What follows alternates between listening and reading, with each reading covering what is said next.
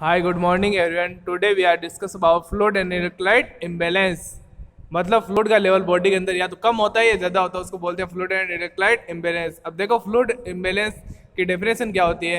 A fluid imbalance refers to an abnormal level of fluid in the body. मतलब एक fluid imbalance किसको बताता है कि एक अबनॉर्मल लेवल होता है बॉडी के अंदर फ्लूइड का, या तो ज्यादा होना या कम होना, उसको बोलते हैं fluid imbalance. It can be take place through the two condition. मतलब इसको अपन दो कंडीशन के अंदर डिफाइन कर सकते हैं कि फ्लूइड इम्बैलेंस क्या होता है. फर्स्ट होती है हाइपोवोलेमिया एंड हाइपरवोलेमिया. ठीक है. अब देखो फर्स्ट क्या होती है, फ्लूइड लेवल डेफिसिट. मतलब लेवल फ्लूइड डेफिसिट का मतलब कम है बॉडी के अंदर. ठीक है. इसको बोलते हैं अपन हाइपोवोलेमिया और डिहाइड्रेशन. हाइपोवोलेमिया और डिहाइड्रेशन टर्म के अंदर डिफाइन करते हैं अगर फ्लूइड लेवल कम हो तो उसको.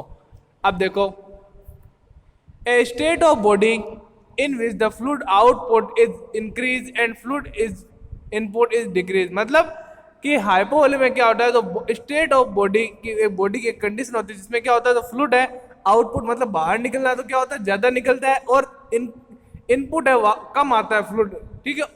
उसको बोलते हैं अपन हाइपोवोलेमिया. मतलब एक्सक्रीट लॉस होना फ्लूइड का और बॉडी के अंदर वापस बहुत कम मात्रा में, उसको बोलते हैं हाइपोवोलेमिया. नेक्स्ट आता है कोजेज. इसके कारण क्या क्या हो सकते हैं. Decrease fluid intake. अपन नॉर्मल 2 से 3 लीटर अमल पानी पीते हैं. ठीक है. 2 से 3 लीटर कितना अपन दिन के अंदर कितना पानी पीते हैं. ठीक है. वो आपको मैटर करता है कि आप फ्लूइड इनटेक है वो कम ले रहे हो बहुत ही मात्रा के अंदर. फिर एक्सेस ज्यादा यूरिन आना, तो क्या होगा, ज्यादा यूरिन आएगा तो आपका फ्लूइड है वो निकल जाएगा पानी के साथ. नेक्स्ट है यूरिन के साथ आपका एक्सक्रीट होगा. यूरिन ज्यादा आएगा तो आपका फ्लूइड बैलेंस है वो डाउन आएगा. नेक्स्ट है डायरिया. अगर डायरिया कंडीशन वाटरी डायरिया है तो उसके अंदर ज्यादा लॉस होगा फ्लूइड. वॉमिटिंग के अंदर लॉस होगा, फ्लूइड एंड इलेक्ट्रोलाइट इंबैलेंस होगा. नोजिया है, जी घबरा रहा है, एक्सेसिव स्वेटिंग ज्यादा कर पसीना आ रहा है तो उसके साथ भी आपका क्या लॉस होता है. एक्सेसिव सलाइवेशन, ज्यादा सलाइवा तो उसमें भी फ्लूइड लॉस होता है. एक्सटर्नल ब्लीडिंग, अगर कोई ब्लीडिंग होगी तो उसमें भी क्या होगा, फ्लूइड लॉस होगा. नेक्स्ट है इंटरनल. अगर अंदर से कोई हेमरेज हो रहा है इंटरनल, उसकी वजह से क्या हो रहा है, फ्लूइड इंबैलेंस हो रहा है. तो ये क्या कंडीशन अराइज करती है, हाइपोवोलेमिया फ्लूइड डेफिसिट को बताती है. नेक्स्ट है साइन एंड सिम्टम. अब देखो फ्लूइड इम्बैलेंस के क्या साइन एंड सिम्टम है, क्या लक्षण होते हैं. अब देखो थोड़ा ज्यादा प्यास लगेगी क्योंकि अंदर बॉडी के अंदर फ्लूइड नहीं है, तो फ्लूइड नहीं है, ज्यादा थ्रस्ट प्यास लगेगी. वेट लॉस होगा क्योंकि फ्लूइड बैलेंस डाउन है तो वेट लॉस अपने आप होगा. नेक्स्ट है अल्टर्ड स्किन इंटेग्रिटी. क्योंकि स्किन के अंदर जब अगर फ्लूइड ही नहीं रहेगा तो क्या होगा, ड्राई होने लगेगी, स्किन इंटेग्रिटी अफेक्ट होगी. नेक्स्ट है अल्टर्ड वाइट साइन. अब fluid and electrolyte imbalance down है जिससे क्या होगा, आपके जो वाइट साइन है वो क्या होंगे, अल्टर्ड होंगे. Decrease urine output. आपका यूरिन आउटपुट क्या है, डिक्रीज होगा. पेल म्यूकस मेम्ब्रेन है जो मॉइस्ट रहती है वो क्या होगी, पेल होगी, येलो हो जाएगी और ड्राई हो जाएगी. नेक्स्ट इरिटेबिलिटी होगी, रेस्टलेसनेस होगी, चिड़चिड़ापन होगा. ठीक है. वीकनेस आएगी, लिथार्जी फील करेगा पेशेंट.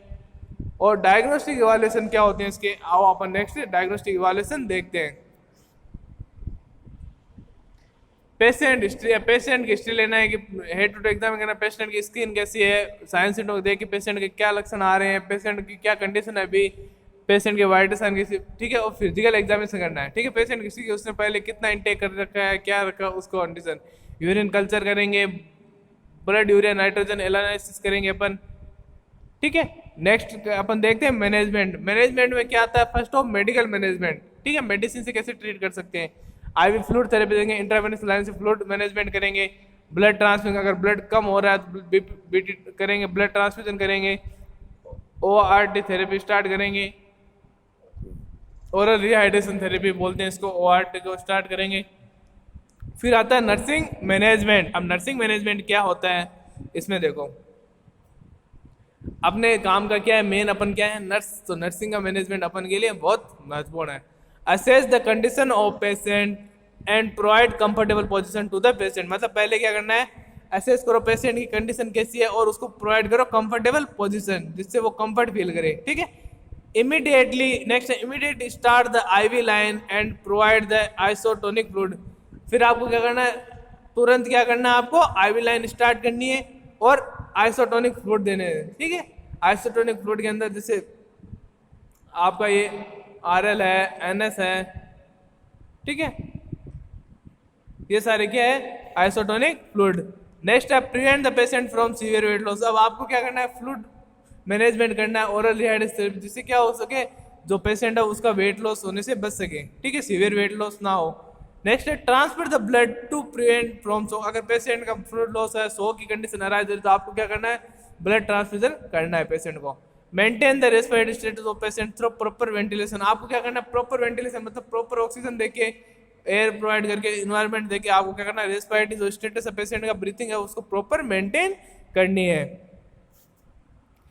नेक्स्ट है prepare the input and output chart of the patient and find out any abnormality. आपको क्या करना है कि पेशेंट कितना इनटेक कर रहा है, कितना आउट वापस बाहर निकाल रहा है, एक्सक्रीट हो रहा है, उस सब का आपको क्या करना है, एक चार्ट मेंटेन करना है, जिससे कोई एबनॉर्मलिटी हो तो उसका फाइंड आउट किया जा सके, पता लगा सके। नेक्स्ट है start oral rehydration therapy as provide the ORS solution. मतलब आपको क्या करना है, ओरल रिहाइड्रेशन थेरेपी जिसमें क्या करना है, ओआरएस को आपको स्टार्ट करना है।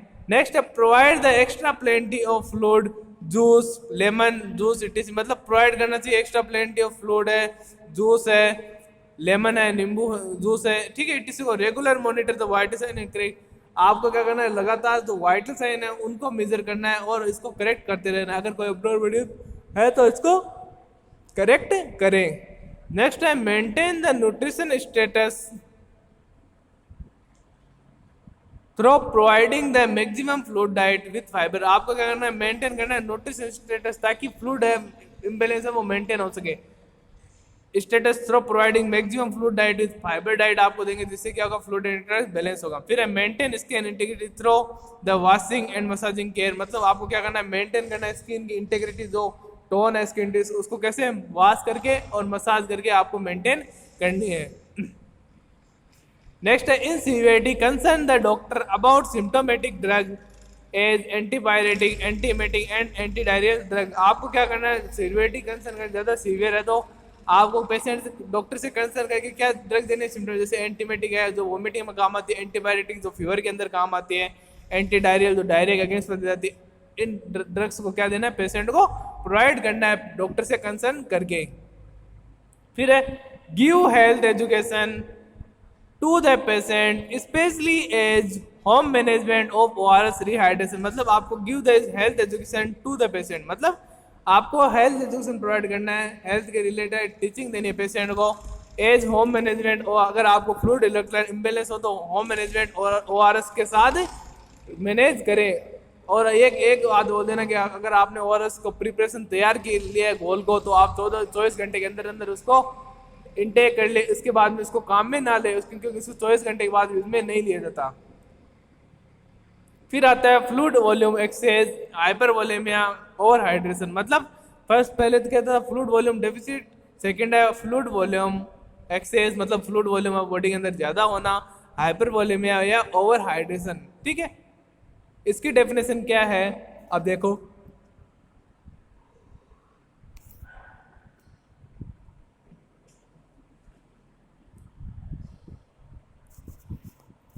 स्टेट ऑफ बॉडी और मेडिकल कंडीशन। मतलब एक स्टेट होती है, कंडीशन होती है बॉडी की, और एक मेडिकल कंडीशन है जिसमें क्या होता है, रिप्रेजेंट टू मच फ्लूइड। क्या होती है, एक मेडिकल कंडीशन है जिसमें क्या होता है, too much fluid present in the body. Body के अंदर क्या एक्सेसिव मात्रा के अंदर, क्वांटिटी के अंदर फ्लूइड प्रेजेंट होता है। मीन्स इंक्रीज फ्लूइड इनटेक, क्या जो फ्लूइड इंक्रीज जो आप इनटेक कर रहे हो फ्लूइड वो तो क्या है ज़्यादा है, और जो फ्लूइड आउटपुट है बाहर निकलना है वो क्या है, कम हो रहा है। इसी कंडीशन को क्या अपन डिफाइन करते हैं, फ्लूइड एक्सेस और हाइपर वॉल्यूमिया और हाइड्रेशन। मतलब कि बॉडी की ऐसी कंडीशन जिसमें बॉडी के अंदर एक्सेसिव फ्लूइड है वो कलेक्शन हो जाता है, उसको बोलते हैं हाइपर वॉल्यूमिया। कि मतलब जो बॉडी के अंदर जो इनटेक है वो ज़्यादा हो रहा है और आउटपुट कम हो रहा है, उसको बोलते हैं हाइपर वॉल्यूमिया। अगर इनटेक कम हो रहा है और आउटपुट ज़्यादा हो रहा है उसको बोलते हैं हाइपोवॉलेमिया। मतलब ये दोनों एक दूसरे के उल्टे हैं। आया समझ में। नेक्स्ट अपन देखते हैं कोजेज। कोजेज में क्या होता है, एक्सेसिव साल्ट इनटेक, मतलब ज़्यादा सोडियम डाइट लेना, एक्सेसिव साल्ट इनटेक करना, इंक्रीज फ्लूइड इनटेक, ज़्यादा फ्लूइड लेना, हार्ट फेलियर, अगर हार्ट फेलियर है, रेस्पिरेटरी अल्ट्रेशन है, सिरोसिस ऑफ लीवर है क्योंकि प्रॉपर फ्लूइड है वो डिक्रीज नहीं हो पाएगा, आउटपुट नहीं हो पाएगा क्योंकि ये सारी कंडीशन रीनल फेलियर है तो प्रॉपर एक्सक्रीशन नहीं हो पाएगा। नेक्स्ट है साइन एंड सिम्टम। अब लक्षण क्या क्या आते हैं, इंक्रीज वेट, वेट बढ़ेगा, उसमें क्या हो रहा था, वेट लॉस हो रहा था, swelling in the legs, arm और लेग के अंदर क्या होगी, स्वेलिंग होगा, क्योंकि फ्लूइड बढ़ेगा तो बॉडी के अंदर स्वेलिंग आएगी। बीपी बढ़ेगा, यूरिन आउटपुट है वो इंक्रीज होगा, डिक्रीज पल्स रेट होगी, डिक्रीज रेस्पिरेशन होगा। ये सारे उसमें क्या थे, उसमें कम हो रहे थे, इसमें क्या हो रहे हैं, ज्यादा हो रहे हैं, ठीक है, उल्टे हैं। फिर है शॉर्टनेस ऑफ ब्रीथिंग है वो शॉर्ट होगी, इंक्रीज होगा कंफ्यूजन कंडीशन, क्योंकि बढ़ा हुआ है फ्लूइड लेवल, हेडेक होगा, लिथार्जी वो करेगा पेशेंट। फिर आता है डायग्नोस्टिक इवाल्युएशन, कि कैसे डायग्नोस, कैसे पता लगाते हैं फ्लूइड हाइपरवोलेमिया कंडीशन का। पहले आप पेशेंट हिस्ट्री लोगे, पेशेंट को पूछोगे इसके बारे में, फिर फिजिकल हेड टू एग्जामिन करोगे किस पेशेंट को क्या कंडीशन है, उसके लिए यूरिन टेस्ट करोगे, ब्लड एग्जामिनेशन करोगे, लीवर एलएफटी करोगे कि रीनल लीवर सही तरह से वर्क कर या नहीं करा, ईसीजी देखोगे। फिर ईसीजी किसके लिए करते हैं, हार्ट फेलियर वगैरह के चेक करने के लिए ईसीजी अपन करते हैं। नेक्स्ट है मैनेजमेंट, मेडिकल मैनेजमेंट में क्या देते हैं, डायूरेटिक। अब डायूरेटिक क्या काम करती है, जो फ्लूइड एक्सेस है बॉडी के अंदर उसको एक्सक्रीट कर देती है आउटपुट के थ्रू, यूरिन के थ्रू, उसको बोलते हैं डायूरेटिक ड्रग्स। फिर आते हैं एंटी हाइपरटेंसिव ड्रग, क्यों देते हैं, क्योंकि बीपी बढ़ा हुआ तो हाइपरटेंशन, एंटी हाइपरटेंसिव तो बीपी को कम करेगा। नेक्स्ट आता है ब्रोंकोडायलेट, तो ब्रोंकियल्स को डायलेट कर, जिससे क्या होगा, ब्रीथिंग डिफिकल्टी वो रिड्यूस होगी। नेक्स्ट है लो सोडियम इन डाइट, अगर सोडियम ज्यादा ले रहे हैं तो फ्लूइड एक्सेस, लो सोडियम डाइट लेंगे तो फ्लूइड बैलेंस से सही तरीके से होगा। नेक्स्ट आता है अब nursing management, assess the condition of patient and provide the comfortable position to the patient. पहले क्या करना है, आपको असेस करना है कंडीशन पेशेंट की और प्रोवाइड करना है कंफर्टेबल पोजीशन टू पेशेंट। मतलब कि पहले आपको क्या करना, वही बात है, पहले पेशेंट को देखो उसकी कंडीशन कैसे और कंफर्टेबल पोजीशन दो, फिर मॉनिटर करो इंटेक, उसका मॉनिटर आउटपुट और इंटेक आउटपुट का चार्ट मेंटेन करो। फिर है instruct the patient regarding to fluid restriction as low 1000 ml per day intake, मतलब इंस्ट्रक्ट करना पेशेंट को रिगार्डिंग फ्लूइड को रेस्ट्रिकेट करो, आपको 1000 ml पर डे लेना है, ठीक है। Strictly suggest the patient to avoid the sodium diet about 2 to 3 gram per day intake, मतलब पेशेंट को स्ट्रिक्टली बताना चाहिए कि आपको स्ट्रिक्टली अवॉइड करना चाहिए सोडियम डाइट, 2 से 3 ग्राम से ज्यादा आपको नहीं लेना है, ठीक है। Monitor the serum albumin level and provide the protein intake age appropriate, otherwise pressure में भी अल्टर्ड, मतलब ऑस्मोटिक प्रेशर अल्टर्ड होता है, मतलब मॉनिटर करो सीरम एल्बुमिन लेवल क्या करना है, आपको मॉनिटर करना है और प्रोवाइड करना है प्रोटीन इंटेक, पेशेंट को बोलेंगे प्रोवाइड करें प्रोटीन इंटेक लेने के लिए age appropriate, otherwise osmotic pressure है वो क्या हो सकता है, अल्टर्ड हो सकता है। It allow the fluid movement from, osmotic pressure क्या करता है, अलाउ करता है फ्लूइड को मूवमेंट फ्रॉम इंट्रावेस्कुलर टू, मतलब इंट्रावेसल्स टू एक्स्ट्रावेस्कुलर, जो आईसीएफ होता है उससे एसीएफ की तरफ, स्पेस की तरफ भेजता है ऑस्मोटिक प्रेशर। फिर करते हैं admission prescribe drug specially diuretic according to doctor prescription, मतलब आपको क्या करना है, जो भी ड्रग प्रोवाइड की है वो एडमिशन करनी है, स्पेशली कौन सी, डायरेटिक, जो क्या करेगी, फ्लूइड वॉल्यूम को डिक्रीज करेगी। फिर है instruct the patient to avoid the drug which can cause retention of fluid such as NSAIDs, मतलब पेशेंट को बताना है, इंस्ट्रक्शन देने हैं कि आप अवॉइड करनी है, जैसे नॉन स्टेरॉइड इन्फ्लेमेटरी ड्रग्स है, ये क्या करती है, फ्लूइड को रिटेंशन करती है, कलेक्ट रहने देती है बॉडी के अंदर ही, तो ऐसे ड्रग्स को अवॉइड करना है। नेक्स्ट है instruct the patient to use stock leg और बैंडेज एज ऑर्डर, मतलब इंस्ट्रक्ट करना है पेशेंट को यूज करें स्टॉकिंग और बैंडेज, ठीक है, तो स्वेलिंग एरिया उनके अंदर। फिर है provide the schedule bed rest because the promote output, patient को बोले प्रोवाइड करें शेड्यूल, आप शेड्यूल ही बेड रेस्ट करो प्रॉपर, जिससे क्या होगा, तो आउटपुट है वो प्रमोट होगा, उसको स्टिमुलेट होगा, जिससे ज्यादा आउटपुट होगा। नेक्स्ट है change the position of patient alternately at maintain skin integrity, change करनी चाहिए पेशेंट की पोजीशन को अल्टरनेटिव, मतलब टू होवरली पेशेंट की पोजीशन चेंज करो, जिससे क्या होगा, स्किन इंटेग्रिटी टोन बनी रहे, वरना बेड सोर होने के चांस हो सकते हैं। नेक्स्ट है administer continuous renal replacement therapy to promote the health of client, मतलब कंटिन्यूसली रिप्लेसमेंट थेरेपी, अगर रीनल फेलियर तो आपको रीनल रिप्लेसमेंट थेरेपी देनी है, जिससे क्या हो सके, पेशेंट की हेल्थ प्रमोट हो सके और फ्लूइड है वो एक्सेस ना हो। नेक्स्ट है prepare a menu planning and balance diet to maintain nutrition, मतलब आपको क्या करना है, एक मेन्यू प्लान करना है और बैलेंस डाइट तैयार करनी है पेशेंट के लिए, जिससे उसका न्यूट्रिशन स्टेटस है वो मेंटेन हो सके। नेक्स्ट है provide the hot drink as tea and coffee. Patient को क्या हॉट ड्रिंक प्रोवाइड करना, जैसे कॉफी और टी देनी चाहिए। Next suggest the patient to perform active passive exercise, मतलब पेशेंट को बताना चाहिए कि आप एक्सरसाइज करो जिससे आपका आउटपुट मेंटेन होगा। एक्टिव मतलब खुद पेशेंट करता है, पैसिव मतलब असिस्टेंट सहायता से दूसरों के द्वारा करवाई जाती है, उसको बोलते हैं passive exercise. Improve the client activity performance, patient की क्लाइंट जो एक्टिविटी है क्लाइंट की वो इंप्रूव करें। नेक्स्ट है नर्सिंग डायग्नोसिस क्या होते हैं। अब नर्सिंग डायग्नोसिस क्या क्या हो सकता है। Fluid excess fluid volume is related to excessive fluid intake और डिक्रीज आउटपुट, मतलब फ्लूइड वॉल्यूम है वो ज्यादा है related to excessive fluid intake, ज्यादा फ्लूइड ले रहा आउटपुट कम हो रहा है। तो फर्स्ट डायग्नोसिस तो ये होगा, इसमें क्या अपन डायग्रेटिंग देंगे, पेशेंट की कंडीशन को असेस करेंगे। नेक्स्ट है decrease cardiac output related to excessive work on heart fluid retention, मतलब डिक्रीज हो रहा है कार्डिक, क्योंकि फ्लूइड हार्ट के ऊपर क्या है फ्लूइड ज्यादा है तो एक्सेसिव लोड हो रहा है, जिसकी वजह से क्या होगा फ्लूइड रिटेंशन की वजह से हार्ट के ऊपर ज्यादा लोड आ रहा है, तो जिसकी वजह से क्या कार्डिक आउटपुट कम हो रहा है।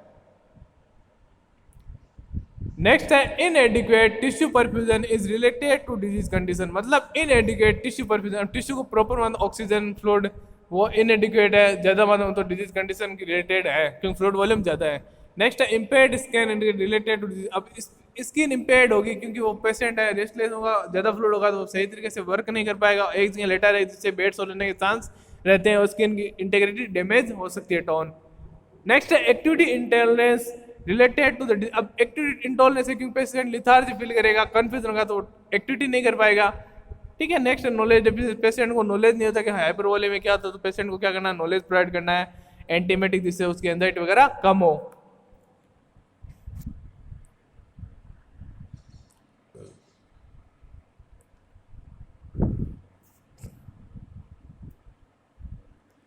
ये था आपका fluid and electrolyte imbalance topic, जिसमें हाइपरवोलेमिया हाइपोवोलेमिया, मतलब हाइपरवोलेमिया में क्या होता है इंक्रीज होता है इनटेक और आउटपुट है वो डिक्रीज होता है। ठीक है। और जबकि उसमें क्या होता है हाइपो के अंदर आउटपुट ज्यादा होता है और इंक्रीज इनटेक है वो कम होता है। ठीक है। ये दो कंडीशन थी जो आज हमने डिस्कस किया है।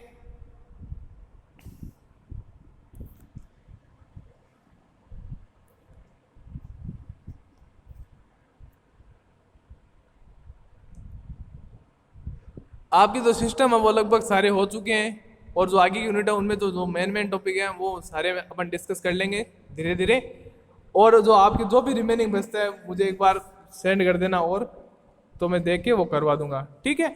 और आपके जो फंडामेंटल में फर्स्ट ईयर के अंदर जो टॉपिक आ चुके हैं देख लेना एक बार स्टार्ट यूनिटों में, तो वो वहाँ से रेफर कर लेना आप। ठीक है।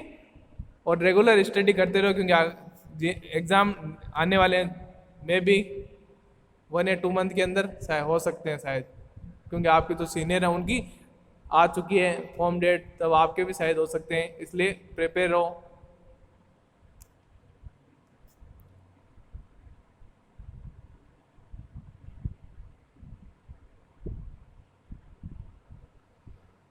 और रेगुलर नोट्स मेंटेन करते रहो। और